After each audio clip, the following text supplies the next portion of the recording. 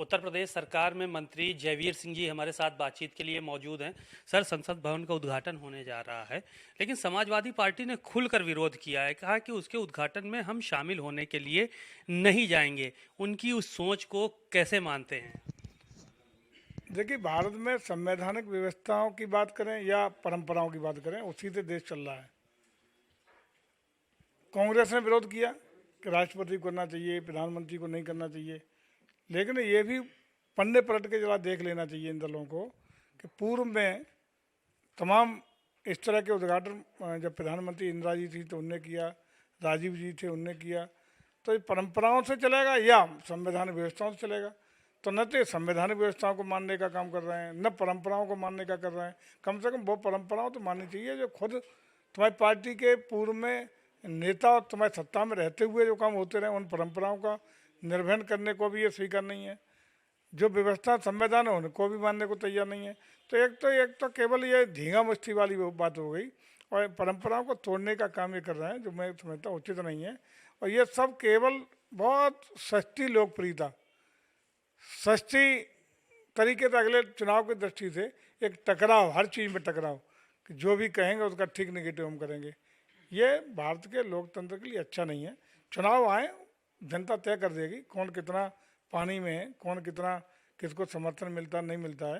लेकिन उससे पहले जो परंपरागत रूप से सौहार्दपूर्ण वातावरण में इस तरह की परंपरा चली आ रही हैं कि राष्ट्र हित में, लोक हित में, जनहित में जो कार्य होते हैं उसमें सभी दल समान रूप से भागीदारी करते हैं, सरोकार देते हैं और उनको एक आदर्श रूप में प्रस्तुतिकरण करने का काम पूर्व से हमेशा होता रहा है। उसको पे कायम रहना चाहिए। यही तो कह रहे हैं वो कि दलितों को सम्मान नहीं दे रहा है आप लोग, नहीं तो द्रौपदी मुर्मू जी से उद्घाटन कराते। इसी चीज़ का तो मुद्दा बनाया हुआ है कि दलितों का सम्मान नहीं कर रही भाजपा, पिछड़ों को नहीं कर रही, प्रधानमंत्री खुद काटे ले रहा है फीता और राष्ट्रपति से नहीं कटवा रहा है। लोकसभा का जो भवन बना है, लोकसभा भवन की सारी जिम्मेदारी लोकसभा के स्पीकर की होती है। विधानसभा के प्रदेश की है तो कोई बिल्डिंग बनती है, उसके में कोई विमोचन होता है, शिलान्यास होता है, लोकार्पण होता है, तो उसको विधानसभा अध्यक्ष जी तय करेंगे कि उसका कौन किसको करना है। तो माननीय स्पीकर पार्लियामेंट ओम बिरला जी का दायित्व है कि जिसको भी आमंत्रित करेंगे, इसमें कोई कंपटीशन थोड़ी है कि वो राष्ट्रपति को ना, राष्ट्रपति हमारी सर्वोच्च संवैधानिक पद पर बैठी हुई पोस्ट पे हैं। अगर उन्हें आमंत्रित करते ओम बिरला जी, वो करती। जहाँ जिसका दायित्व करा जाता है, ओम बिरला ने आमंत्रित किया आदरणीय मोदी जी को, वो कर रहे हैं। तो इसमें कहाँ झगड़े की बात शुरू हो गई, कहाँ महिला या दलित को सम्मान देने और न देने की बात हो गई। महिला, आदिवासी महिलाओं को सम्मान पहली बार दिया किसने? दिया तो भारतीय जनता पार्टी ने, दिया मोदी जी ने, दिया हमारी वर्तमान सरकार ने, जिन्होंने उनको ला के गाँव से ढूंढ के आदिवासी महिला को ढूंढ के ला करके प्रतिष्ठापित किया, जिताया और हिंदुस्तान के सर्वोच्च संवैधानिक पद पर विराजमान करने का काम भारतीय जनता पार्टी ने किया है। तो अपमानित करने का काम किया, उन्हें सम्मान देने का काम किया है। तो ये बात जो है ना, इस तरह के प्रोपगंडा या ये कहिए कि इस तरह के आरोप आप लोगों पर अब ज़्यादा लगने लगे हैं, क्योंकि अभी देखिए आज ही समाजवादी पार्टी के जो प्रत्याशी हैं एमएलसी के दोनों, उन्होंने पत्र लिखा है तमाम पिछड़े नेताओं को, दलित नेताओं को, भारतीय जनता पार्टी के कई मंत्रियों को कि अंतरात्मा की आवाज़ सुन के वोट करें, क्योंकि ये देखा जा रहा है कि पिछड़ों को जो है वो टिकट नहीं दिया गया। समाजवादी पार्टी ने पिछड़ों को, अति पिछड़ों को, दलितों को जो है वो टिकट देकर आगे बढ़ाने का काम किया। तो ये चिट्ठियां लिखी केशव जी को लिखी और तमाम मंत्रियों को लिखी। देखिए, इसी के लिए तो उनको नामांकन करा गया। मैंने पहले भी आपसे कहा था कि नामांकन ही इसलिए कराया गया है, ये जानते हुए कि कहीं किसी कीमत पर कहीं जीतने की 100 को कोई संभावना नहीं है। लेकिन चूंकि लोकसभा के चुनाव नज़दीक हैं, तो ये सारे पैंतरेबाजी करने का काम और सस्ती लोकप्रियता पाने का काम, जनता में अपने तरीके से मैसेजिंग करने का काम का खूब प्रयास ये कर रहे हैं। तो जनता सब देख रही है, जनता सब जान रही है।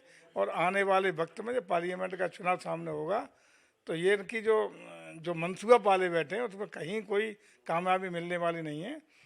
देश की जनता, उत्तर प्रदेश की जनता कमल खिलाने का काम करेगी। अगर सरकारी योजनाओं का लाभ देने का काम अंतिम छोर के व्यक्ति तक भूखे पेट नहीं सोने दिया। लोग कहते थे कोरोना काल के बाद सब वापस हो जाएगा, कोरोना काल से लेके अब तक गरीब से गरीब व्यक्ति का पेट भरने का, निःशुल्क रूप से राशन पानी देने का काम हमारी पार्टी की सरकारों ने किया है। तमाम गरीबों को चाहे मकान हो, आवास हो, बिजली हो, गैस कनेक्शन हो, सम्मान निधि हो, तमाम योजनाएं, अनगिनत योजनाएं पारदर्शिता के साथ, ईमानदारी के साथ, हर वर्ग धर्म के बिना किसी भेदभाव किए, चाहे हिंदू हो, मुसलमान हो, सिख हो, ईसाई हो, आदिवासी हो, दलित हो, मुस्लिम हो, सबको जो गरीब है गरीब की श्रेणी में रखते हुए वास्तविक पात्र के हाथों में बिना बिचौलियों के सीधा लगातार योजनाओं का लाभ देने का काम भारतीय जनता पार्टी कर रही है। ये सब देख रही जनता, जो लाभार्थी हैं वो भी देख रहे हैं और आम जन भी देख रहा है। प्रदेश में लॉ एंड ऑर्डर की क्या स्थितियाँ 17 तक थी, प्रदेश देख रहा है। आज क्या स्थितियाँ हैं ये भी देश और प्रदेश देख रहा है, और उसी का परिणाम है कि ग्लोबल इन्वेस्टर समिट में लक्ष्य से 3.5 गुना ज़्यादा है हम लोग MOU का अचीवमेंट करने का काम किए हैं। ये लोगों का विश्वास, अगाध श्रद्धा भाव है, और इसी का परिणाम होगा कि जब लोकसभा का चुनाव आएगा तो ये सब जो छोटे छोटे जो स्टंटबाजी हो रही हैं दरकिनार करते हुए जनता कमल खिलाने का काम करेगी और आदरणीय मोदी जी को एक बार पुनः देश का प्रधानमंत्री बनाने का काम आप करेगी। ये मान रहे हैं कि जो आपके पिछड़े और आपकी पार्टी में विधायक हैं, पिछड़े हैं या दलित हैं, वो अंतरात्मा की आवाज़ नहीं सुनेंगे? उनके हिसाब से जो कह रहे हैं अंतरात्मा की आवाज़ सुन लीजिए। अंतरात्मा की आवाज़ ही यही है कि अंतरात्मा की आवाज़ पर अगर वोट पड़े तो समाजवादी पार्टी और अन्य विपक्षियों का भी अपने आप सुपड़ा साफ हो जाएगा। उनके भी अंतरात्मा की MLA का वोट या डालने की स्थिति आई तो वो भी भाजपा के कमल निशान पर डाल के आएंगे। तो यानी उनके विधायक भी तोड़ लेंगे आप लोग? अगर अंतरात्मा की बात हुई और अंतरात्मा की आवाज़ उन्हें सुन ली, जो उनकी आत्मा कह रही है, तो वो भी दिल से कहते हैं कि आज का भला भारतीय जनता पार्टी ही हमारे समाज का कर रही है, तो वो भी अंतरात्मा की आवाज़ वोट डालने की स्थिति आई तो हमें देंगे वो। एक आखिरी सवाल ये था कि आप लोग जो है वो जनसंपर्क अभियान चलाने के लिए जा रहे हैं, केंद्रीय नेतृत्व भी उसमें शामिल होगा। उत्तर प्रदेश में 20 दिनों तक वृहद अभियान चलाने की तैयारी है। किस तरह से आप लोगों को निर्देश दिए गए हैं संगठन की तरफ से और क्या कुछ होगा? देखिए 9 साल की भारत सरकार की उपलब्धियां जो आदरणीय मोदी के नेतृत्व में हर वर्ग धर्म और जाति के लोगों को, चाहे किसान हो, व्यापारी हो, गरीब हो, मजदूर हो, इनके हितों के लिए तमाम योजनाओं को, नई नई योजनाओं को लाने का काम किया, धरातल पर उतारने का काम किया। लोक कल्याणकारी योजनाएं, जनहित की योजनाएं, विकास की योजनाएं जो भी 9 साल में हुई हैं, तो प्रदेश की सरकार की योजनाएं और भारत सरकार की योजनाओं को जो भी धरातल पर उतरी हैं उनको लाभार्थियों तक जागरूक करना, आम जन तक उनको पहुंचाने के लिए हम लोगों का एक व्यापक अभियान चलेगा। और उस अभियान में हमारा प्रयास होगा गली गली, कूचे कूचे, गांव गांव, शहर शहर, हमारा बूथ स्तर का पदाधिकारी से लेकर राष्ट्रीय स्तर तक के पदाधिकारी, राष्ट्रीय स्तर से लेकर नीचे तक के सब जनप्रतिनिधि सम्मिलित होकर के इन योजनाओं को व्यापक रूप से प्रचार प्रसार और जनता तक पहुंचाने का काम करेंगे। इसके लिए अलग अलग निर्देश जारी किए जा रहे हैं, अलग अलग जिम्मेदारियां बांटने का काम हो रहा है। जैसे जैसे जिसकी जिम्मेदारी मिलेगी उस हिसाब से इसको हम लोग अभियान चलाने का काम करेंगे। लेकिन प्रयास होगा इस महाअभियान को जन जन तक, उन कार्यक्रमों को, उन उपलब्धियों को पहुंचाने का काम हम करेंगे।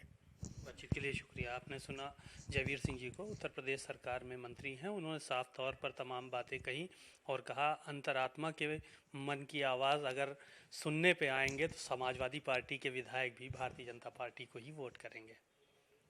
सीमाब नकवी, भारत समाचार, लखनऊ।